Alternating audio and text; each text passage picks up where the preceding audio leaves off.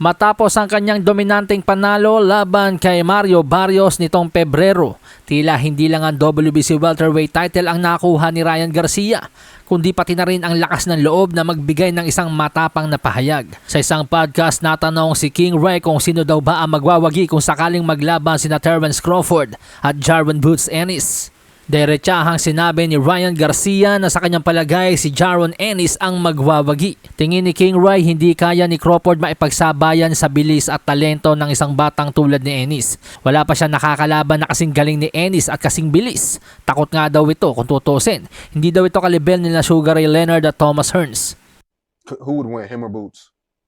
I like Boots. In my opinion, I mean, I like Boots. I don't think Crawford could keep up with somebody that talented and young and fast. I haven't even seen him fight somebody talented, young and fast. Have you? Can you name one? No. I think Boots gets his ass. But I don't think he's as good as people say. He's not like a Sugar Ray Leonard. You know, not Tommy Hearns.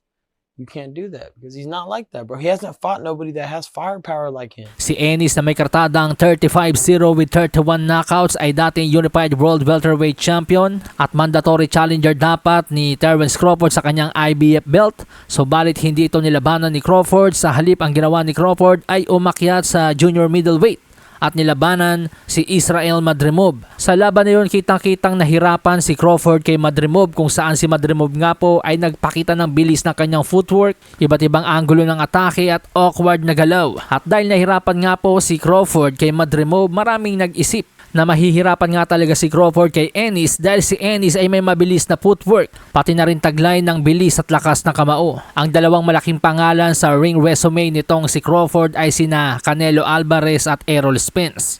Dalawang mabigat na pangalan pero stylistically medyo mababagal ang mga paa nito. Hindi sila yung tipo ng mga boksingerong kayang maipagsabayan ng bilis sa bilis kay Terence Crawford. At dahil nga po sa boxing, styles make fights, sa palagay ni Ryan Garcia kayang isolve ni Jaron Ennis ang puzzle ni Crawford. Maging si Ryan Garcia nga daw po mga amigos ay papalag kay Crawford kung bababa ito ng 154 pounds. Banat ni Ryan Garcia, he's never fought a generational talent before. Faster, stronger, I'm in my prime. And I'll see him at 154. He's not as good as people say he is. Hindi daw magaling si Crawford tulad ng inaakala ng marami. Why Terence Crawford? I don't think he's as good as people say he is. I mean, you could debate me on that. I think I'm a better fighter, faster, stronger. I'm in my prime. He didn't look good his last fight. I can fight him at 154 if he wants it. So you truly think that Terence Crawford's overrated?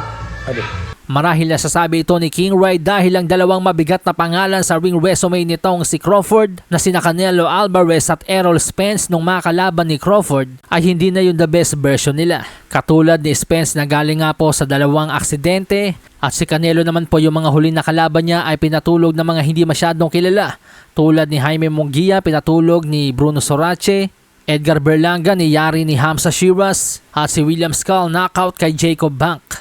I don't think he's ever fought a generational talent ever in his life. Wow, and you're that guy.